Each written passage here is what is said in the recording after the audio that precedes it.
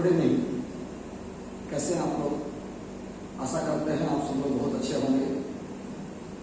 आज हम बात करेंगे, पिछला क्लास में पहले हम बात कर रहे थे धारिता के बारे में। धारिता क्या है, उसी से रिलेटेड हम टॉपिक चला रहे थे। हमने आपको धारिता की परिभाषा बताया, धारिता का सूत्र, धारिता का मात्रा बीमा बताया। इसके बाद धारिता के व्यवहारिक मात्रा के बारे में बताया, फिर गोलीय चालक की धारिता बताया और कुछ रिलेटेड नोट्स बताए हम आपको। आज हम उसी में आगे बढ़ेंगे। आज आपको बताने वाले हैं हम कुछ और नोट और टॉपिक्स लेकर चलेंगे हम। ध्यान दीजिएगा। पहले तो टॉपिक है किसी चालक की धारिता, किसी चालक की धारिता को प्रभावित करने वाले कारक, किसी चालक की धारिता को प्रभावित करने वाले कारक, किसी चालक की धारिता को प्रभावित करने वाले कारक कौन कौन से हैं? किसी चालक की धारिता को प्रभावित करने वाले कारक कौन कौन से हैं? तो आंसर हो जाएगा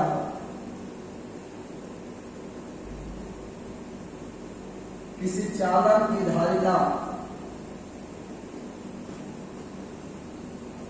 निम्न कारकों पर निर्भर करती है। किसी चालक की धारिता निम्न कारकों पर निर्भर करती है। ऑप्शन है आकृति पर, आकार पर, क्षेत्रफल पर,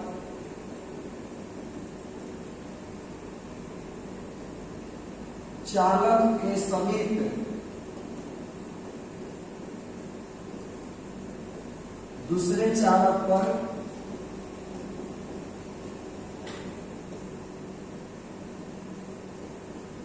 चालक के चारों ओर,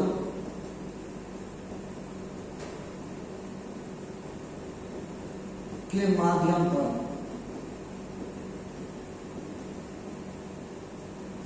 किस चालक की धारिता निम्न कारकों पर निर्भर करती है? पहला है आकृति पर, आकार पर, क्षेत्रफल पर, चालक के समीप वाले दूसरे चालक पर और चालक के चारों ओर के माध्यम पर। किसी भी चालक की धारिता इन पांचों कारकों पर निर्भर करती है, इन पांचों कारकों के अनुसार बदलती है। किसी भी चालक की जो धारिता है इन पांचों कारकों पर निर्भर करती है, इन पांचों कारकों के अनुसार बदलती है, पांचों कारकों के अनुसार चेंज होती है। यदि आकृति बदलेगा, आकार बदलेगा, क्षेत्रफल बदलेगा, या चालक के समीप वाले दूसरा चालक बदलेगा, या चालक के चारों ओर के माध्यम बदलेगा, तो हमारे उस कंडीशंस में धारिता बदलेगी। यह हमारा टॉपिक हुआ। अगला हमारा टॉपिक है, या चाहे तो स्क्रीनशॉट ले सकते हैं। अब तो पीडीएफ आपको शेयर कर चुके हैं, आप पीडीएफ से नोट्स बना सकते हैं। बनाने का मन बनाइए, नहीं बनाने का मन बनाइए। एक प्रश्न है, एन समरूप छोटी बूंदें मिलकर एक बड़ी बूंद बनाती है।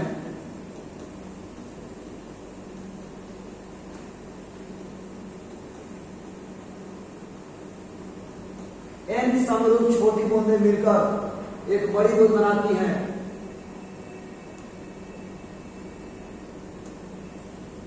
यदि प्रत्येक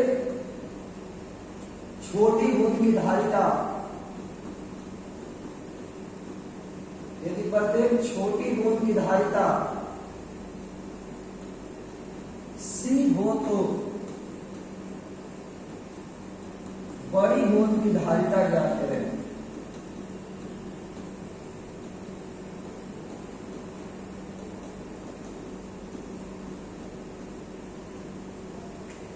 n समरूप छोटी बूंदें मिलकर एक बड़ी बूंद बनाती हैं।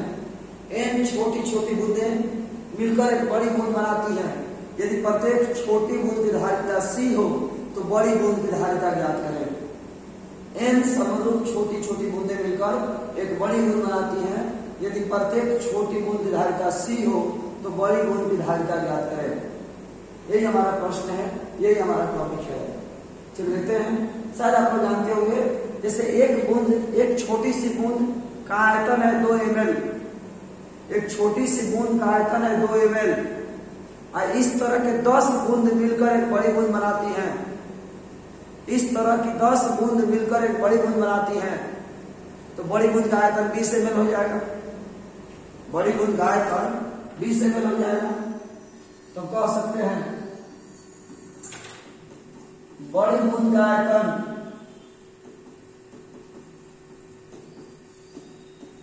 बराबर n गुना छोटी बूंद का आयतन।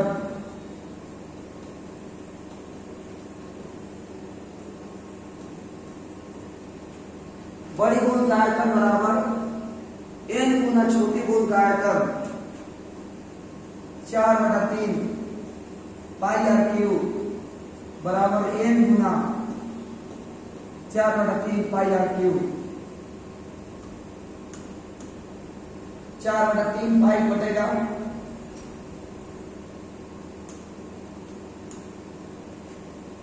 कैपिटल आर क्यूब बराबर n into small R cube. Capital R बराबर n के पावर, ऐसे मत लिखिए, कैपिटल आर बराबर n इंटू आर क्यूब की पावर 1/3। तो कैपिटल आर बराबर n के पावर 1/3 इंटू आर की पावर 3 के पावर 1/3। शायद आप लोग जानते होंगे, पावर का पावर हो तो पावर में गुना होता है, तो ये पावर कट जाएगा, तो ये आपका हो जाएगा कैपिटल आर बराबर n के power 1/3 into small R. Capital R बराबर n के पावर 1/3 इंटू स्मॉल आर। यानी हम लिख सकते हैं बड़ी बूंद की त्रिज्या बराबर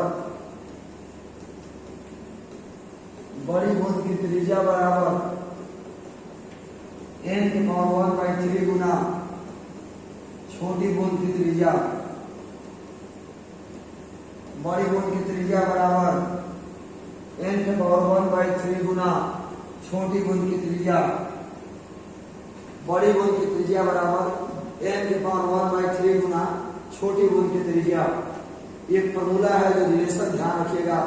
बड़ी बूंद की त्रिज्या बराबर n के पावर 1/3 गुना छोटी बूंद की त्रिज्या। आप लोग मैट्रिक में भी ये फॉर्मूला पढ़े होंगे। ये अलग बात है कि आपको याद नहीं है, नहीं तो ये फॉर्मूला आपको मैट्रिक में पढ़ना है, मैट्रिक में पढ़े होंगे। याद कीजिए, एग्जाम्पल दे रहे हैं। 64 समरूप धातु के गोलों को पिघलाकर एक बड़ा गोला बनाया गया। 64 समरूप धातु के गोलों को पिघलाकर एक बड़ा गोला बनाया गया। यदि प्रत्येक छोटा गोला की त्रिज्या 2 सेंटीमीटर हो तो बड़े गोले की त्रिज्या ज्ञात करें। इस तरह का मैट्रिक में मेंसुरेशन में क्वेश्चन आप लोग पढ़े होंगे। तो वही बात है, बड़ी बूंद की त्रिज्या बराबर n की पावर 1/3 गुना छोटी बूंद की त्रिज्या। लेकिन सवाल हमारा त्रिज्या का नहीं, सवाल हमारा धारिता का है कि छोटी बूंद की धारिता c है तो बड़ी बूंद की धारिता कितनी होगी, ये बताइए। अभी हमने त्रिज्या निकाला, हमें धारिता निकालना है। तो छोटी बूंद की त्रिज्या यदि r है तो बड़ी बूंद की त्रिज्या कैसे निकलेगी, तो निकल जाएगा। लेकिन छोटी बूंद की धारिता c है तो बड़ी बूंद की धारिता कैसे निकलेगी, ये बताइए। चलिए देखते हैं। माना छोटी बूंद की धारिता बराबर c बराबर 4 pi epsilon not into small r। c बराबर 4 pi epsilon not into small r। छोटी बूंद की धारिता बराबर c बराबर 4 pi epsilon not into small r। पुनः माना बड़ी बूंद की धारिता पुनः माना बड़ी बूंद की धारिता बराबर C1 बराबर 4 pi epsilon not into capital R। C1 बराबर 4 pi epsilon not into capital R की जगह पर लिख सकते हैं n के power 1/3 into small r। Capital R की जगह पर लिख सकते हैं n के power 1/3 into small r। C1 बराबर n के power 1/3 into 4 pi epsilon not into small r। अब 4 pi epsilon not into small r का मान ऑप्शन समीकरण 2 में दिया हुआ है। देखिए C1 बराबर n के पावर 1/3 इंटू c। C1 बराबर n के पावर 1/3 इंटू c, यानी बड़ी बूंद की धारिता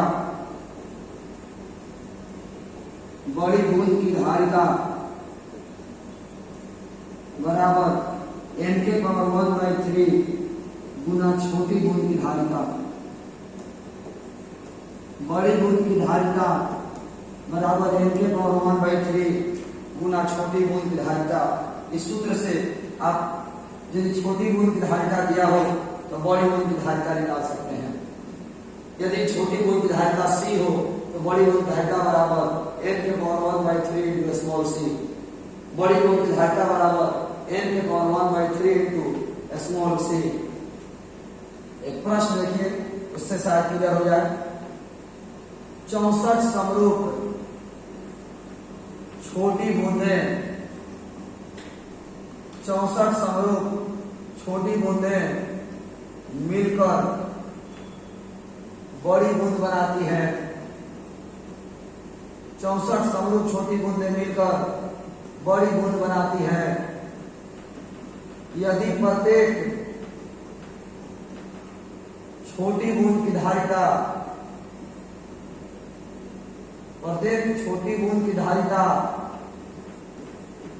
5 माइक्रोफैराड है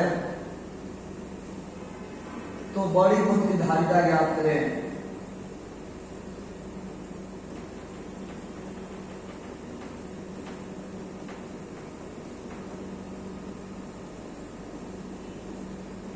चौसठ समरूप छोटी बूंदें मिलकर बड़ी बूंद बनाती है। यदि प्रत्येक छोटी बूंद की धारिता 5 माइक्रोफैराड है तो बड़ी बूंद की धारिता ज्ञात करें। C का मान दिया हुआ है 5 माइक्रोफैराड, n का मान दिया है 64, बड़ी बूंद की धारिता C1 पूछ रहा है। चूंकि C1 बराबर n के पावर 1/3 इंटू c, यानी 64 के पावर 1/3 गुना 5।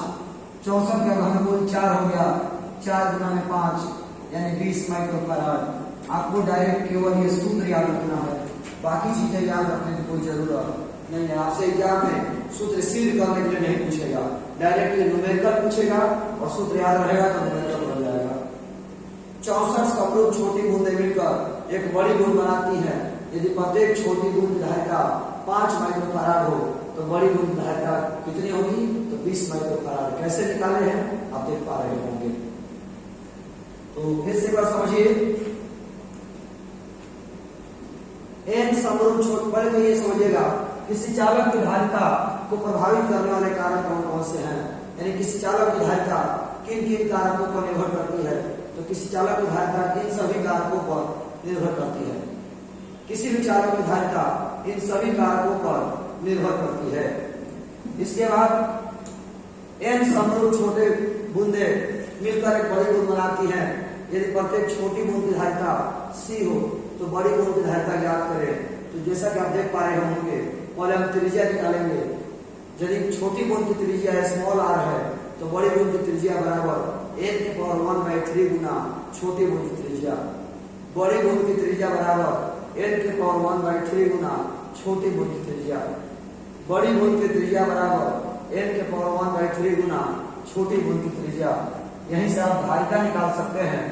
बड़ी बूंद की धारिता बराबर n के पावर 1/3 गुना छोटी बूंद की धारिता। बड़ी बूंद की धारिता बराबर n के पावर 1/3 गुना छोटी बूंद की धारिता। चलिए अगले प्रश्न की तरफ बढ़ते हैं। कोई डाउट होगा, किसी तरह कोई सवाल होगा तो जरूर आप लोग पूछिएगा। अगला सवाल है, n समरूप छोटी बूंदें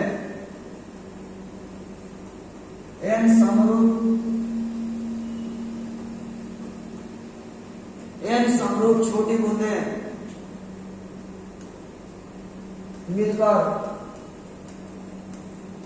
बड़ी बूंद बनाती है।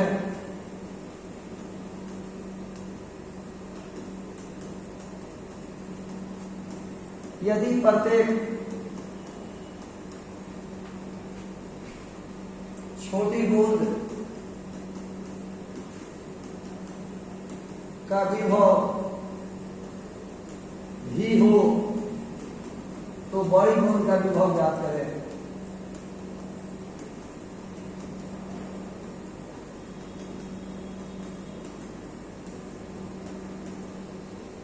n समरूप छोटी बूंदें मिलकर एक बड़ी बूंद बनाती हैं। यदि प्रत्येक छोटी बूंद का विभव भी हो तो बड़ी बूंद का विभव ज्ञात करें। n समरूप छोटी बूंदें मिलकर बड़ी बूंद बनाती हैं। यदि प्रत्येक छोटी बूंद का विभव भी हो तो बड़ी बूंद का विभव ज्ञात करें। तो देखते हैं सॉल्यूशन में। माना छोटी बूंद की धारिता C एवं आवेश Q है। माना छोटी बूंद की धारिता C एवं आवेश Q है, इसलिए V बराबर Q बाई C।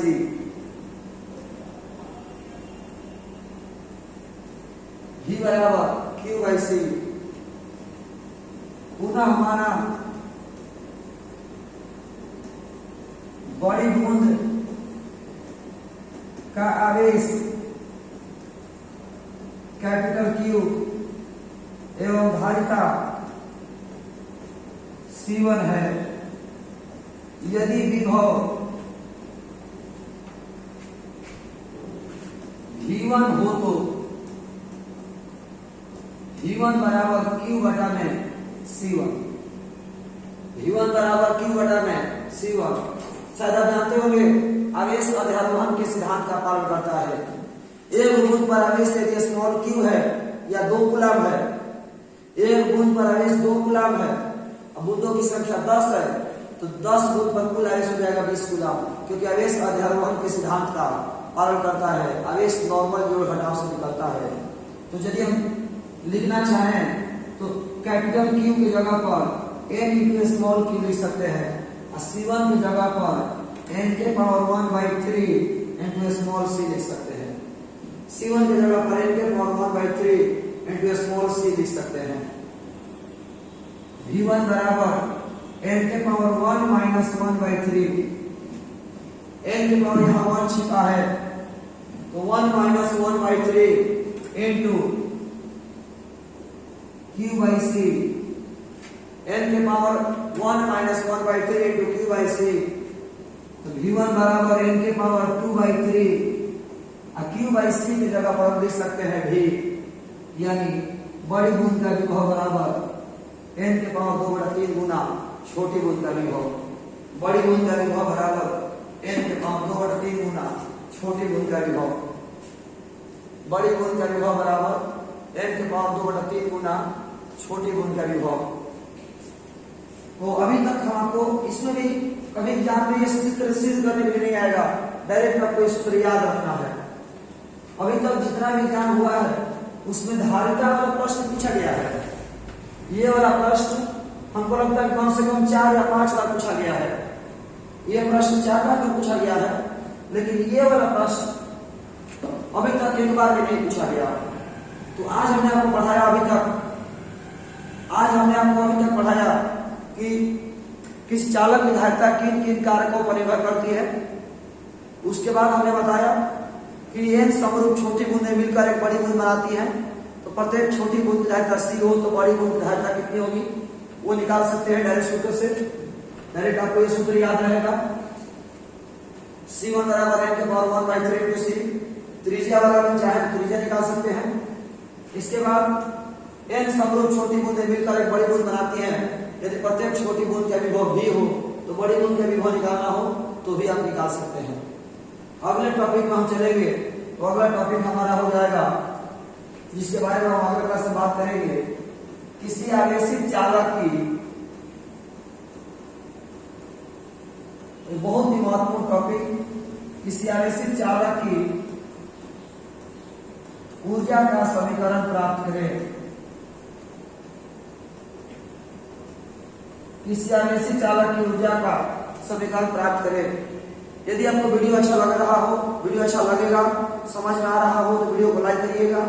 और यदि कहीं पर कोई डाउट हो, किस तरह कोई सवाल पूछना हो तो आप बेझिझक हमारे व्हाट्सएप नंबर पर जो है मैसेज करके सवाल कर सकते हैं।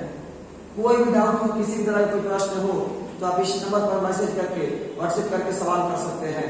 तो आज की इस क्लास में हम इतना ही रखेंगे। धन्यवाद। जय हिंद।